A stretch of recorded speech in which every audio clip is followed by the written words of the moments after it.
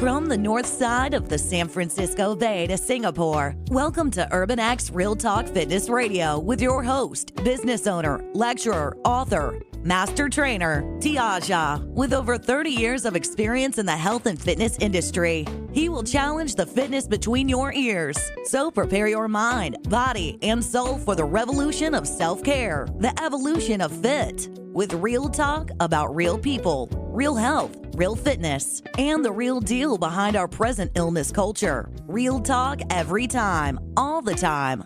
Get weekly insights on how to shift your thinking, emoting, eating, training, hydrating, goal setting, and resting for you, the everyday athlete. You can cheat your fitness, but you can't steal your health flow. It's Tuesday, 9 a.m. Let's flow.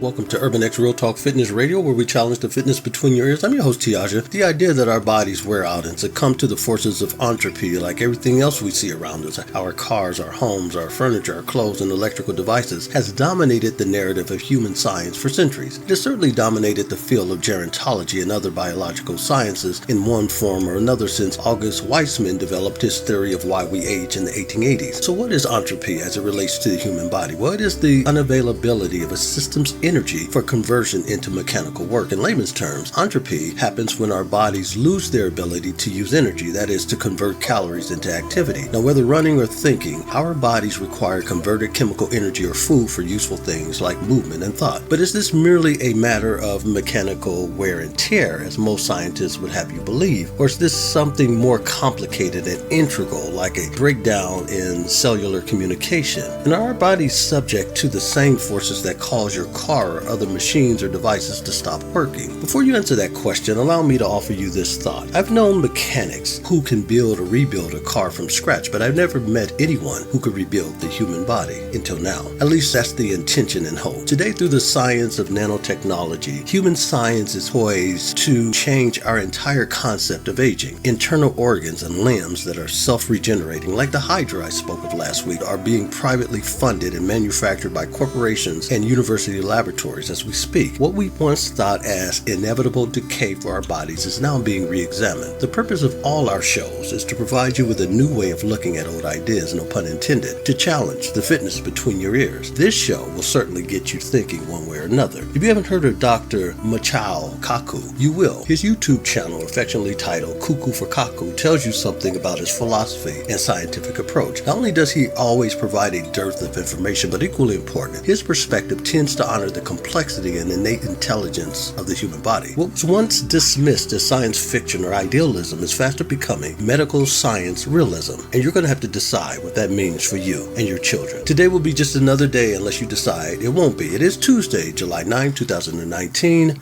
Let's flow. Let's talk about an even bigger revolution, bigger than anything we've talked about. We talked about music. Music is digitalized. Money is being digitalized now. The next industry to be digitalized is medicine. This is going to change everything.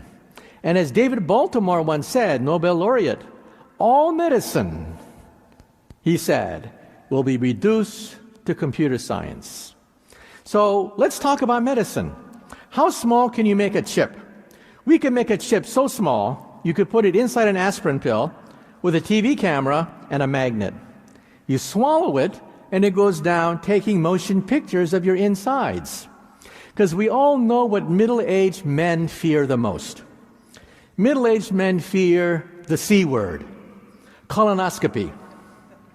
And this gives new meaning for the expression, Intel inside. In the future, Intel will always be inside. And let's talk about cancer. Believe it or not, we can now attack cancer cell by cell. This is undergoing human trials right now, not monkey trials, not mouse trials, human trials right now, as we take molecules, arm them with poisons, and they seek out individual cancer cells and kill them. One way, for example, is the following. A cancer cell has holes on its walls. The holes are large and irregular. A normal cell has small, round holes. Cancer cells have large, raggedy holes. We can make a molecule halfway between the two, too big to fit in the small hole of a healthy cell, but small enough to fit right into a cancer cell and kill it. That's one of several mechanisms we have of killing cancer cells one by one. And in the next slide, you will see the miracle weapon that will reduce the word tumor and kick it out of the English language. The next device will conquer cancer because of prevention. Watch. It is your toilet. In the future, your toilet will tell you that you eat too much sugar, too much salt in your diet. Isn't the future wonderful? Even your toilet will tell you that you eat too much. But in this toilet, there's a chip. This chip has all the power of Silicon Valley. These chips are so tiny, they capture DNA. That's how small they are. They can capture DNA fragments from cancer cells, identify cancer, and tell you that you will have cancer in 10 years' time. Steve Jobs, the founder of Apple Computer, died of pancreatic cancer. All the doctors say it's aggressive, incurable, unstoppable, kills you in 3 to 4 years. But the genes for pancreatic cancer were sequenced just a few months ago. We found out that that is actually wrong. The cancer which killed the founder of Apple Computer is a slow-growing cancer.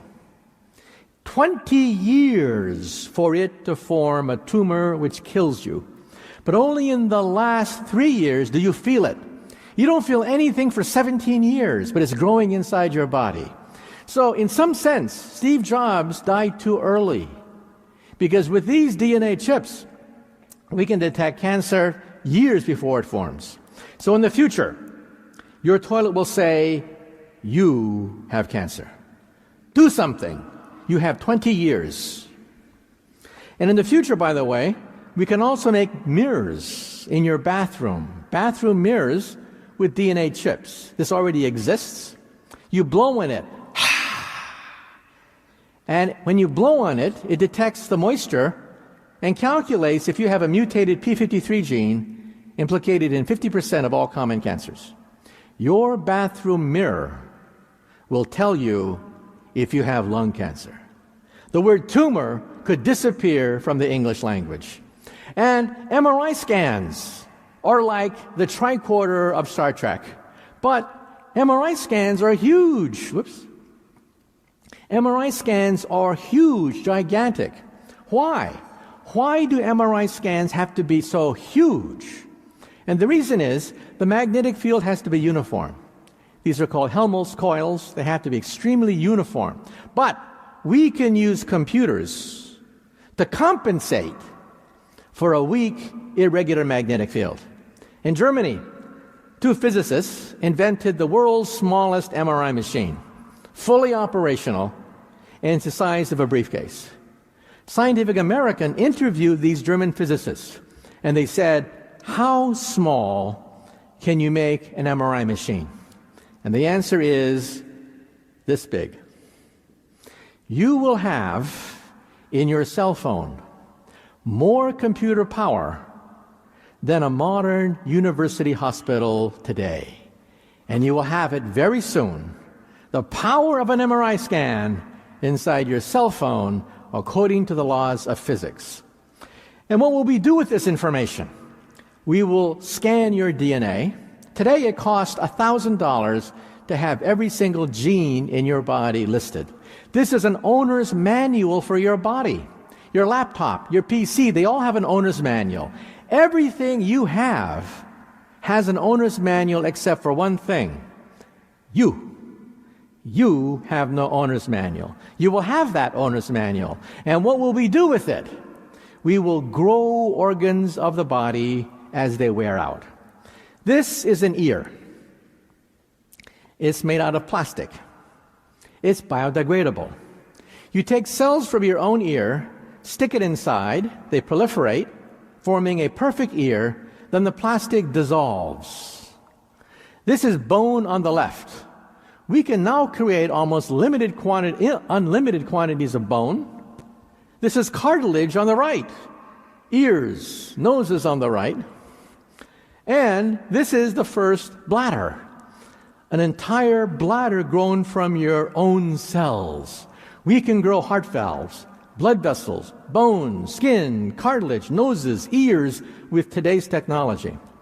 And in 5 years' time, we hope to grow the first liver. So in the States, I always say, for you alcoholics in the audience, take heart. We will grow new livers of the body. So, as I tell my American audiences, drink up. And even the brain, we're now beginning to crudely image the brain as it thinks. This is the brain on the left as it tells the truth. Not much happens. But when you tell a lie, your brain lights up like a Christmas tree when you tell a lie.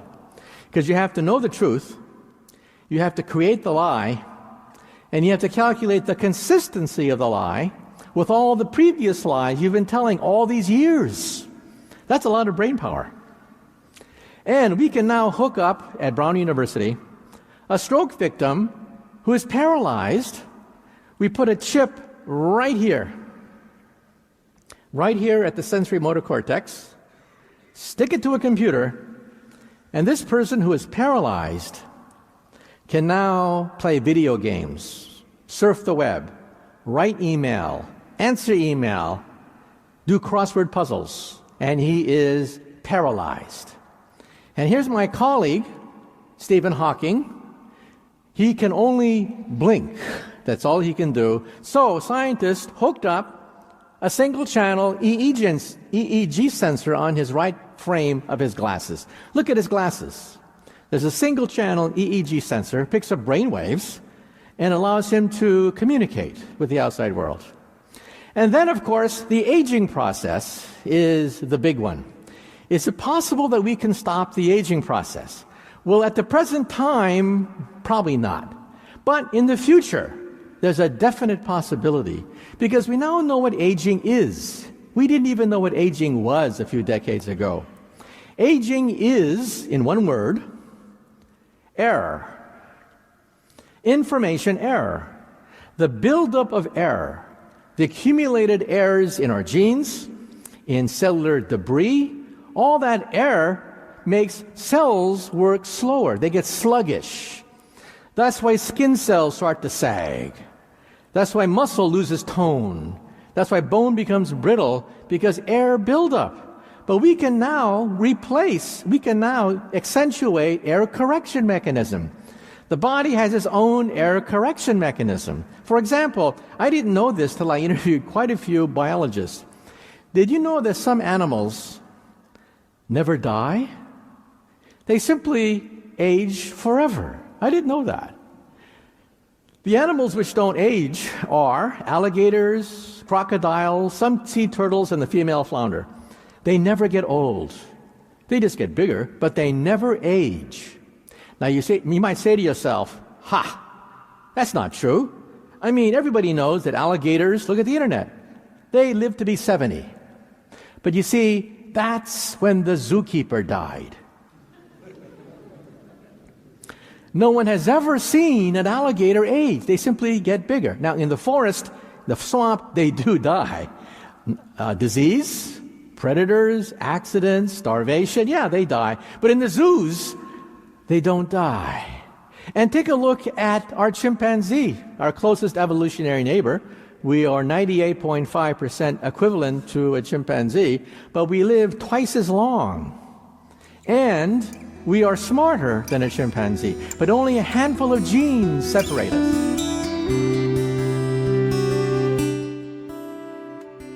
Now here are my 2 cents, and feel free to keep the change. I find scientific research that pushes the bounds of human capability fascinating. Quick and accessible self-diagnoses and biofeedback only makes sense, and who would reject a non-toxic treatment to cancer or Alzheimer's? But as fascinating as it sounds to grow new limbs or replace malfunctioning brain cells, one has to wonder, will such medical miracles be affordable to all or to just a very select few? And will such technology do more harm than good? One has to also wonder, in such a socially engineered narcissistic culture that we now live in, if semi-affordable, will those people then simply elect to have body parts replaced so that they might achieve some kind of self-aggrandizing perfection, as we are currently witnessing in the surgically cosmetic industry? Let's face it, this type of medical technology won't be available to all. Why? Because income inequality and social status disparities are built into the medical model already. So why would that change? One of my biggest fears, however, is that seeking perfection and longevity would simply become another obsession and could potentially create another layer of discrimination and prejudice. That is, one more reason to discriminate by insurers or to feel superior to people who can afford to pay and play. Look, I'm all for assisting the body to do what comes naturally for it to do,